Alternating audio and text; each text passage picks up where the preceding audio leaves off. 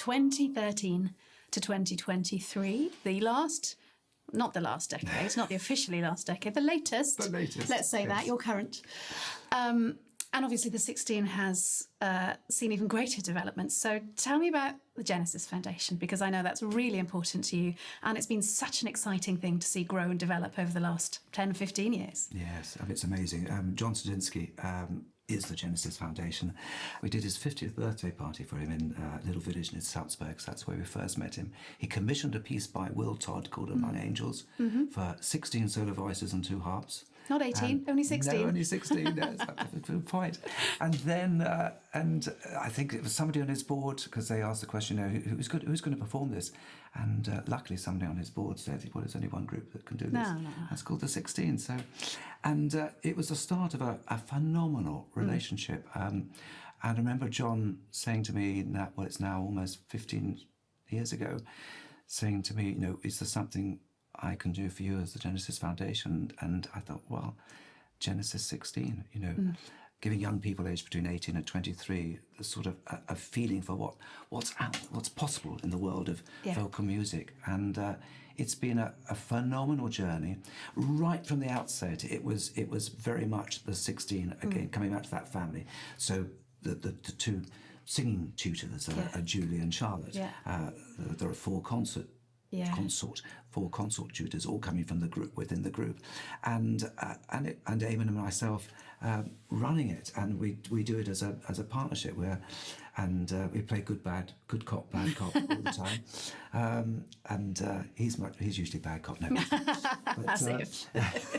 Genesis 16, it's basically we see them for 3 weeks in a year, so it's a week before the academic year starts, a week at the end of the academic year, and 2 long weekends in the middle. And at the end of that final course, Eamonn and I are usually in shreds, because it's just so emotional. And see the progress through the year, and to see these students go out into the big wide worlds, most of them going into some form of music. And it's really come full circle, hasn't it? I mean, it's a lovely feeling of giving back, but not just giving back. There's nothing... I always try and explain this to people. There's nothing patronising about the way we do things, because I think sometimes people think, how lovely, to take in young people and to teach them, but there's never anything from above. It's always done alongside. And I think that's true about the whole of the 16, because, of course, what most people don't see, we might see the performers and we see you, and what we don't see is that team that's behind you. I mean, even in the office, even going up to the trustees, and there's a movement, which is the 16, and that just keeps going. Do you feel that support has continued? Has it grown over the years? Oh, it's grown and grown. I mean, we have an incredible team, Mary-Sophie at the helm of it. I mean, working so hard for everybody, and very aware of everybody's livelihoods, there's the social aspects of the group, everything, and very, very, very important, and constantly trying to do work to get the best.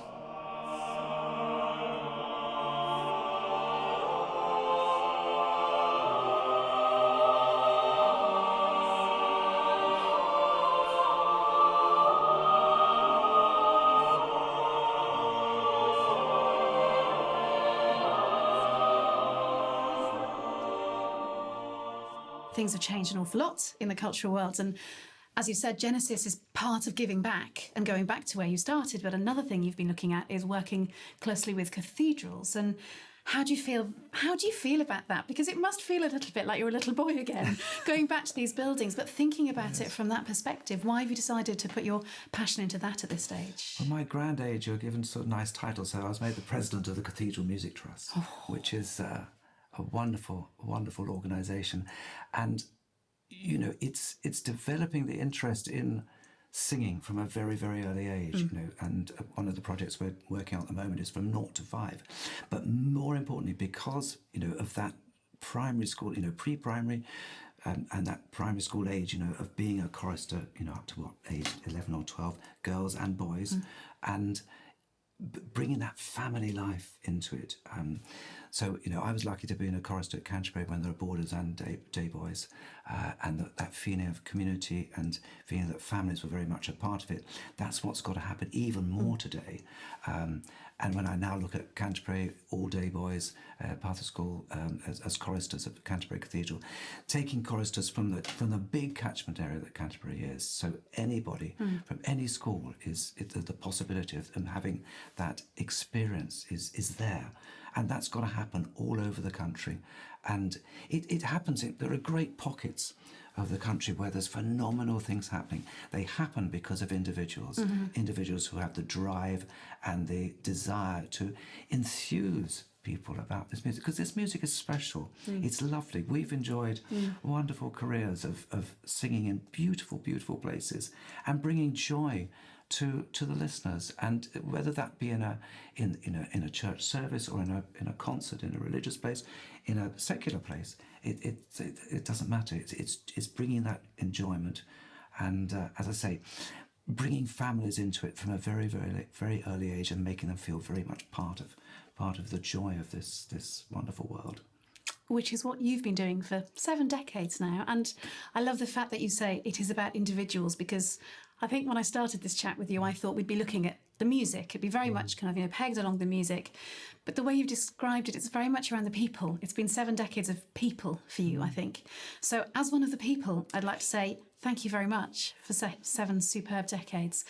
But I won't let you off without a quick fire round. So on the spot. I was worried about this. Yeah, you knew this was coming. And, I'll just take the answer you give me. I'm just going to give you some simple questions. Football or rugby? Football. Wine or beer? Beer. I know, that always catches us by surprise. Bird or Tallis? Oh, impossible. Kent or Oxford? Oh, gosh, also impossible. Oxford. I'll make this one easy for you. Cats or dogs? Dogs. I don't know why we're still friends. Last but not least, after these 7 decades, looking backwards or looking forwards? Forwards. Thanks, Harry. It's a great pleasure, Elin. Thank you very much. The Son is given unto us, the Son is given unto us.